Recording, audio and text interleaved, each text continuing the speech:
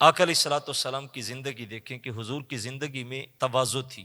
حضور علیہ الصلوۃ والسلام کی تواضع کی ایک جھلک حضور علیہ الصلوۃ والسلام کی بارگاہ میں عدی بن حاتم تائی، جو کہ عیسائی مذہب کا پیروکار تھا، اس کی بہن نے اس کو بھیجا کہ جاؤ اس نبی کی بارگاہ میں۔ عدی بن حاتم نے ریشم کا لباس پہنا اور گلے میں تلوار لٹکائی اور نخوت کے ساتھ چلا۔ چلتے چلتے اس نے یہ سوچا کہ میں جس شخص کی بارگاہ میں جا رہا ہوں، اور ظاہر ہے کہ اس کا انداز بادشاہوں جیسا ہوگا، کتنا بڑا محل ہوگا، لیکن جب مسجد میں داخل ہوا تو اس نے دیکھا کہ حضور علیہ الصلوۃ والسلام فرش پہ تشریف فرمائے۔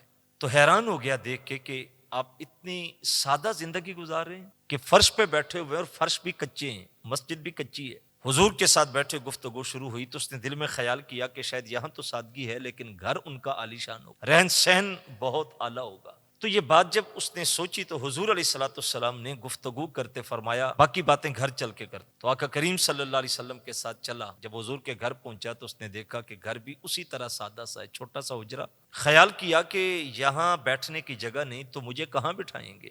تو میرے حضور نے کندھوں سے چادر اتاری اور زمین پہ بچھائی۔ اس نے خیال کیا کہ شاید خود چادر پہ بیٹھیں گے اور مجھے نیچے بٹھائیں گے، لیکن پھر میرے حضور فرمایا عدی تو چادر پہ بیٹھ، اور خود حضور زمین پہ بیٹھ گئے۔ وہ جو تصور لے کے آیا تھا بادشاہوں کا، لیکن اس نے یہاں آ کے قدم قدم کے اوپر عجز کو دیکھا، تواضع کو دیکھا، سادگی کو دیکھا۔